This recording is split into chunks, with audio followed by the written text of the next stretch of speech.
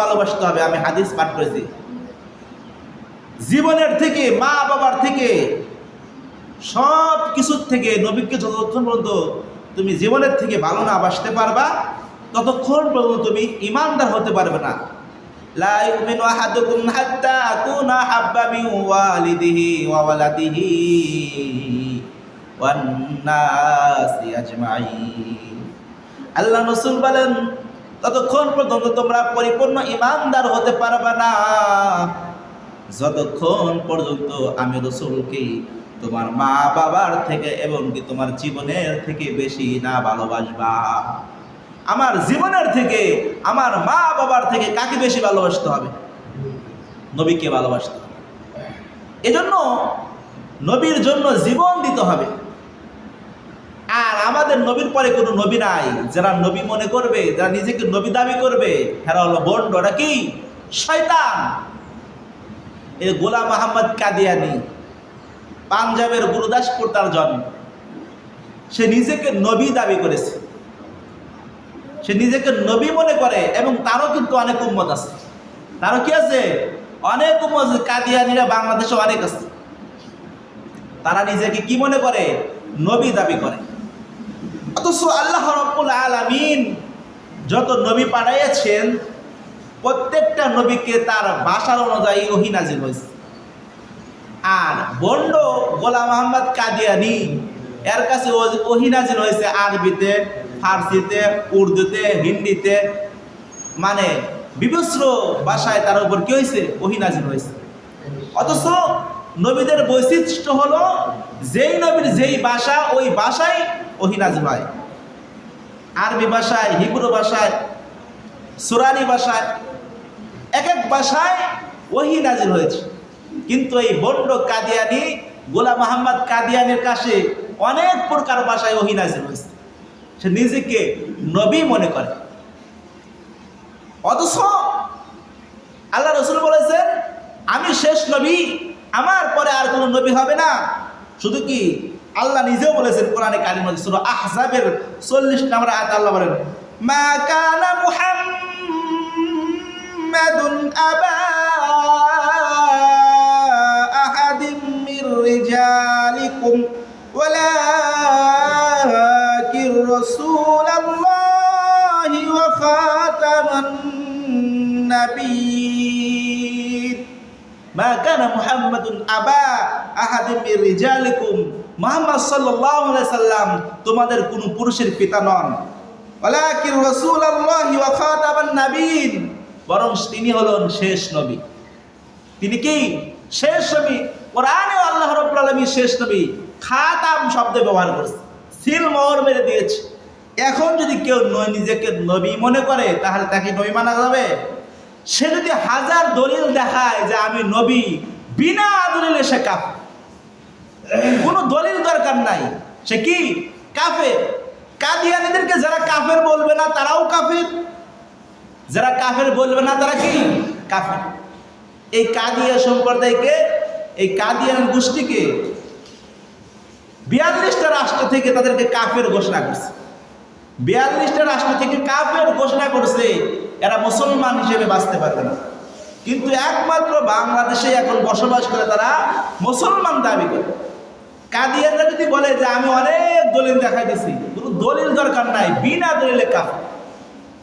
দলিল চাওয়ারই দরকার নাই। আল্লাহ রাব্বুল আলামিন যত পয়গম্বর পাঠাইছে, নবী পাঠাইছে, সেই যুগে সবচেয়ে সুন্দর করে বানিয়েছে। কি করছে? সবচেয়ে সুন্দর করে বানিয়েছে। ইউসুফ নবীকে পাঠাইছিলেন, সেই যুগের সবচেয়ে সুন্দর ছিল ইউসুফ নবী। আমাদের নবীকে যখন পাঠাইছেন, তো আমার ওই যুগের সবচেয়ে সুন্দর পুরুষ কে ছিল? মুহাম্মদ সাল্লাল্লাহু আলাইহি সাল্লাম। কিন্তু একমাত্র কাদিয়ানি বন্ড গোলাম আহমদ কাদিয়ানি, সে হলে এক চোখ কানা ছিল। কি ছিল? এক চোখ কানা, চোখে দেখতে না। তাহলে কোন কানাকে নবী হিসেবে পাঠাই নাই। আর নবীদের শরীর বহুত পবিত্র। নবীরা যেখানে ইন্তেকাল করে, সেখানে তাদেরকে দাফন করা হয়। এই গোলাম আহমদ কাদিয়ানির মৃত্যু হয়েছে জানেন?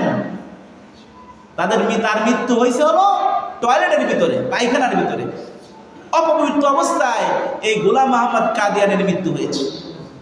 টয়লেটের ভিতরে, বাথরুমের ভিতরে মৃত্যু হয়ে 3 দিন পৌঁছে দুর্গন্ধ বের হয়ে গেছে। আল্লাহ রাব্বুল আলামিন সমস্ত পয়গম্বরদেরকে, নবীদেরকে সম্মানিত করেছে। এদের শরীর মাটিতে তাদের ঘাস করবে না, মাটি খাইবে না। আর এই গোলাম মোহাম্মদ কাদিয়ানির টয়লেটের ভিতরে মৃত্যু হয়েছে, লাঞ্ছনাকার মৃত্যু। এই জন্য গোলাম মোহাম্মদ কাদিয়ানির বন্ড প্রতারক আল্লাহ রাব্বুল আলামিন তার কবরের ভিতরে আগুনে ভরপুর করে দেবেন। সুবহানাল্লাহ, আমিন বলেন। এই গোলাম মোহাম্মদ কাদিয়ানিরা যারা আছে, রাষ্ট্রীয়ভাবে আমরা সকলেই, আমরা দলবদ্ধভাবে এদেরকে কাফের ঘোষণা করার জন্য আমরা ঢাকা চলে যাব। কই যাব? কালকে শনিবারে সকাল 9 ঘটিকার থেকে বিদেশ থেকে লোক আসবে, সৌদি আরব, পাকিস্তান, সারা বিশ্ব থেকে লোক আসবে রাষ্ট্রীয়ভাবে কাফের ঘোষণা করার জন্য। আপনার এতটুকু তো সাধ্য অনুযায়ী চেষ্টা করতে হবে, কাদিয়ানি কি করতে হবে? কাফের ঘোষণা করতে হবে। কারণ আমার নবীকে আমার জীবনের থেকে বেশি ভালোবাসতে হবে। যদি আপনি কাফের ঘোষণা না করেন, আপনি মিছিলে না যান, যদি দোয়াও না করেন, আল্লাহ তাদেরকে ধ্বংস করে দেন, তাহলে আপনি প্রকৃত ঈমানদার হতে পারলেন না। কারণ আমার নবীর পরে কোনো নবী নাই। তারা যদি বাঁচতে চায় তাহলে কাফের হিসেবে বাঁচতে হবে। কি হিসেবে? কাফের হিসেবে। আমার নবীর পরে কোনো নবী নাই, কিন্তু তারা যদি মুসলমান দাবি করে বসবাস করে তাহলে একটা খারাপ গুণ হবে, তারা তো কাফের। তাদের সাথে তো মুসলমানরা বিবাহ শাদী করবে, তারা তো কাফের হয়ে যাবে। এই জন্য গোলাম মোহাম্মদ কাদিয়ানির যারা গোষ্ঠী আছে, এরা যেন সকলকে কাফের ঘোষণা করার জন্য কাল উলামায়ে কেরামরা সকল সমবেত হবে, ঐক্য হবে, সেখানে তাদের জন্য কি করা হবে? রাষ্ট্রীয়ভাবে কাফের ঘোষণা করার জন্য বিভিন্ন জায়গা থেকে আলেমরা আসবে। আমরা যারা আম জনতা আছি, আমরা সকলেই সেখানে যাবার শরীক হব, যেন আমরা সরকার পক্ষকে দেখাইতে পারি যে আমরা সকলেই কাদিয়ানির বিপক্ষে আমরা দাঁড়িয়েছি। যদি নাও দাঁড়াইতে পারি, নাও যেতে পারি, দোয়া করবো আল্লাহ কাদিয়ানিদের জন্য কাফের ঘোষণা করে রাষ্ট্রীয়ভাবে। 42টা রাষ্ট্র থেকে কাদিয়ানিদেরকে কাফের ঘোষণা করা হয়েছে। 42টা রাষ্ট্র থেকে কাফের ঘোষণা করা হয়েছে। এবং কি সৌদি আরবে চিরদিনের জন্য কিয়ামত আগ পর্যন্ত কাদিয়ানিরা ঢুকতে পারবে না। শুধুমাত্র এই বাংলাদেশেই আমাদের মুসলমান রাষ্ট্রে কাদিয়ানিরা বসবাস করে। এই কাদিয়ানি যদি বাংলাদেশে থাকে তাহলে একসময় দেখা যাবে মুসলমান দাবি করবে আর কাদিয়ানির গোষ্ঠী হয়ে যাবে। আর আমাদের শেষ নবীর উম্মত, যেই নবী আমাদের জন্য নিজে না খেয়ে কষ্ট করে মেহনত করে ইসলামের জন্য সারাটা জীবন ব্যয় করেছে, এই নবীর ইসলাম শেষ হয়ে যাবে। আমরা বসে বসে থাকবো, এই বসে বসে থাকে নামাজ রোজা হলে কোনো কাজ হবে না।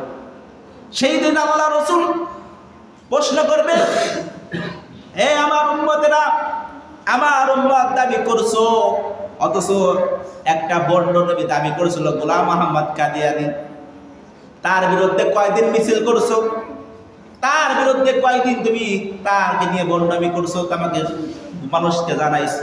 একদিনও তো তুমি আমার নামের তো টাচ করো নাই। যদি আপনার নেতার বিরুদ্ধে নেতা ডাক দেয় তাহলে আপনি দৌড়িয়ে যান, জীবন বাজি রেখে যান। তো আল্লাহ রসুলের ইজ্জত রক্ষা করার জন্য কি একদিনে যাইতে মন চাইবে না? তাহলে বোঝা যাচ্ছে ডাল মে কুছ কালা হাই, নেতা ডাক দিলে আপনি দৌড়িয়া যান, কিন্তু নবীর ইজ্জত বাঁচানোর জন্য যদি ডাকা ডাক দেওয়া হয় আপনি যাইতে মন চাই না।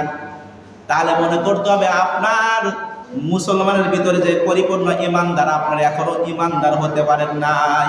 অথচ আল্লাহ রাসূল বলেন, লা ইউমিনু আহাদুকুম হাত্তা কুনা হাব্বা মিন ওয়ালিদিহি ওয়া ওয়ালাদিহি ওয়ান নাসি আজমাইন। ততক্ষণ পর্যন্ত পরিপূর্ণ ঈমানদার হতে পারবে না যতক্ষণ পর্যন্ত আমার রাসূলকে আমার জীবনের থেকে বেশি ভালো না বাসবা। এজন্য আমার নবীকে আমার জীবনের থেকে বেশি ভালোবাসতে হবে। নবীর ইজ্জতের জন্য, নবীর সম্মানের জন্য। আনা খাতামুন নাবিয়্যিন লা নাবিয়্যা বা'দি, আমার রাসূল তো বলেই গিয়েছে আমার পরে কোনো নবী আসবে না। খাতেম অর্থ শেষ, সিলমোহর, একবার মোহর মেরে দিয়েছে, আর কোনো নবী আসবে না। যদি মানুষ আপনাকে কোটি কোটি টাকাও দেয়, আপনি বলেন যে আমি নবী, আমাকে নবী মানো, মানা যাবে? গোলাম মোহাম্মদ কাদিয়ানি হলো বিনা দলিলে কাফের। সে যদি আপনাকে দলিল দেখায় যে দলিল আছে, এই গুণ আছে নবী হওয়ার, এই গুণ, আমি নবী, কিন্তু নবীর দাবি করলে কি হওয়া যাবে না? নবী হওয়া যাবে না। হযরত ওমর রাদিয়াল্লাহু তাআলা আনহু, আল্লাহ রাসূল বলেছেন নবী হওয়ার যে সমস্ত গুণাবলী দরকার সে সমস্ত গুণাবলী কার ছিল?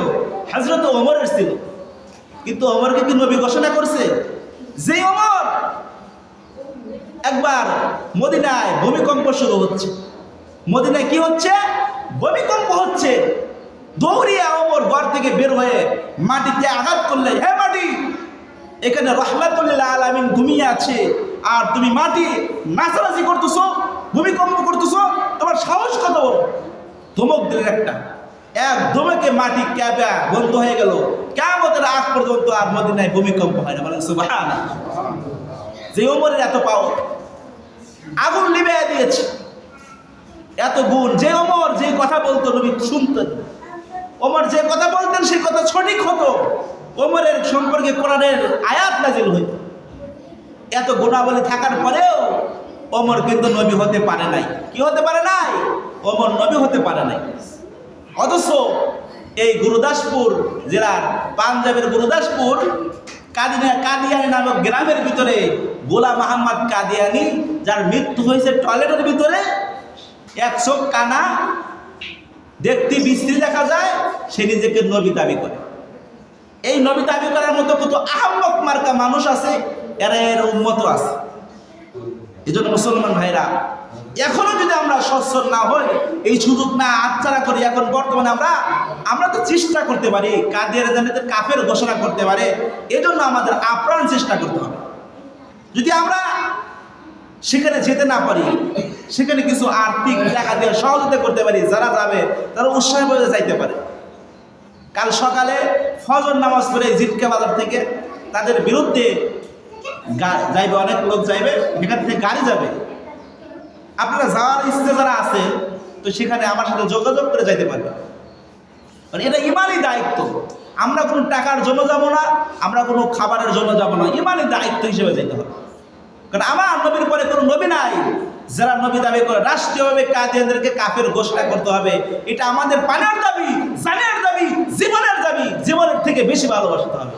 এই দাবি যদি না করতে পারেন, তাহলে হাজার বার সিজদা করে কোনো কাজ হবে না।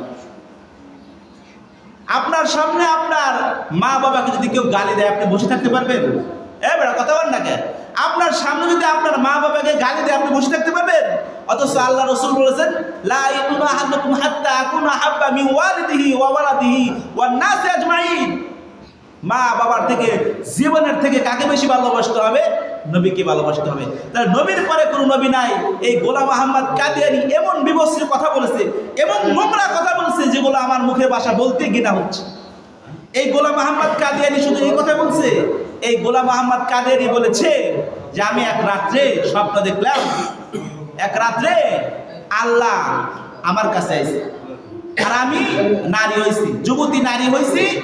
আল্লাহ নিজে যুবক হয়ে আমার সাথে শুয়েছিল, ঘুমাইছিল। নাউজুবিল্লাহ বলেন।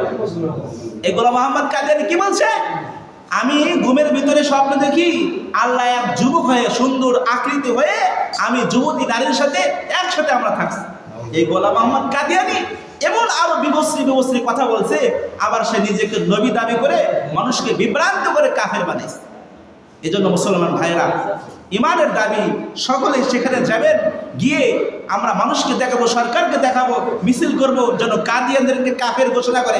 যখন কাফের হয়ে গেল, যা ইচ্ছে তাই করুন। তো কাফেরদের নিয়ে আমাদের কোনো কথা নাই, লা ইকরাহা ফিদ্দীন, আমরা ধর্ম নিয়ে বাড়াবাড়ি করব না। কিন্তু আমাদের মুসলমানের কাজ করবে, মুসলমান দাবি করবে, মসজিদে আসবে, সব কিছু উল্টাপাল্টা করবে, আর আমার নবীকে নবী মনে করবে না, সেরকম মুসলমান আমাদের সমাজে দরকার নাই। এজন্য মুসলমান ভাইরা সবাই যাওয়ার চেষ্টা করবেন। আল্লাহ রাব্বুল আলামিন আমি যে সমস্ত কথা বললাম, সর্বপ্রথম আমাকে আমল করার তৌফিক দান করুক, আর পাশাপাশি আপনাদেরকে আমল করার তৌফিক দান করুক। আর যারা যাইবেন ওসিলেই নাম লেখাইবেন, একটা বাস দেবে, আমি জানাই দেবো। আপনারা সেখানে ফজর নামাজ পড়েই চলে যাবেন, 9টা থেকে শুরু হবে। যারা 4 রাকাত সুন্নাত পড়েন অতি শীঘ্রই পড়ে নেন।